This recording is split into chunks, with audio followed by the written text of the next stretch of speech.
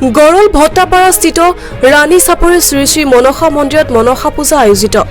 আজি বৃহস্পতিবাৰে বিগত কেইবেলিৰ দৰে এইবেলিও গুৱাহাটী মহানগৰ জিলাৰ পশ্চিম প্ৰান্তৰ গড়লস্থিত ৰাণী চাপৰি শ্ৰী শ্ৰী মনসা মন্দিৰত এদিনীয়াভাৱে মনসা পূজা আয়োজিত কৰা হয়। প্ৰতি বছৰে শাওণ মাহৰ নাগ পঞ্চমী তিথিত এদিনীয়াকৈ পালন কৰা হয় এই পূজা ভাগ। হাজাৰ হাজাৰ ভক্তৰ সমাৱেশেৰে উদুলি মুদুলি হৈ পৰে পূজাস্থলী। প্ৰতিগৰাকী ভক্তই ধূপ দীপ নৈবদ্যৰে সেৱা আগবঢ়াই কৰিছে পূজা অৰ্চনা। পলাকবাৰীৰ পৰা জিতুমণি শৰ্মাৰ ৰিপৰ্ট, নিউজ 24।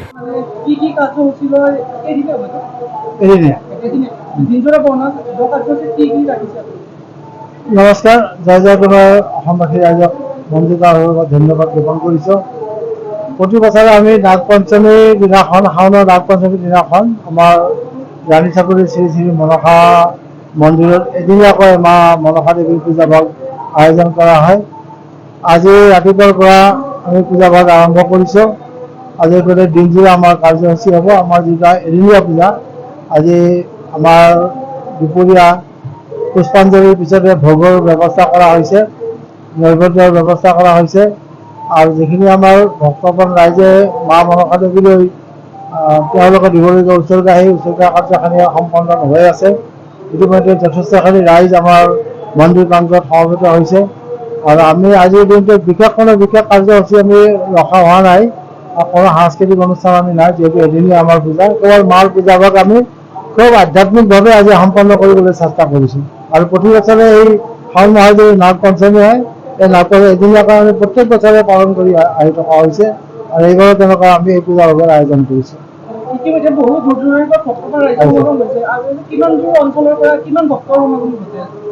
ইয়াত কিমান বুলি ক'বলৈ গ'লে অসমৰ শিৱসাগৰৰ পৰা যাত্ৰীসকল আহিছে, এইপিনে ধূপধাৰৰ পৰা যাত্ৰীসকল আহিছে। আমাৰতো গুৱাহাটী এলেকাটো আছে, গতিকে গুৱাহাটী মহানগৰৰ পৰা বিভিন্ন আহিছে, এইপিনে লহাৰঘাটৰ পৰা আহিছে, এইপিনে আপোনাৰ উত্তৰ গুৱাহাটী, শুৱালকুছি, হাজো, এইফালৰ পৰা বংশৰ বামুণ্ডী এইবোৰৰ পৰা আহে। শিৱসাগৰৰ পৰা আহিছে, ইপিনে উত্তৰ লখিমপুৰৰ পৰা আহিছে, এইপিনে আপোনাৰ চন্দ্ৰপুৰ এইবোৰৰ পৰা মানুহ আহে, প্ৰত্যেক বছৰে আহে। এইবাৰো আমি অহা প্ৰত্যক্ষ হৈছে। গতিকে আশা ৰাখিছোঁ মা ভগৱতীয়ে সমূহ ভক্তগণ ৰাইজৰ মনৰ কামনা পূৰ্ণ কৰিবলৈ আমি মাৰ ওচৰত পুনৰবাৰ প্ৰণিপাত জনাইছোঁ।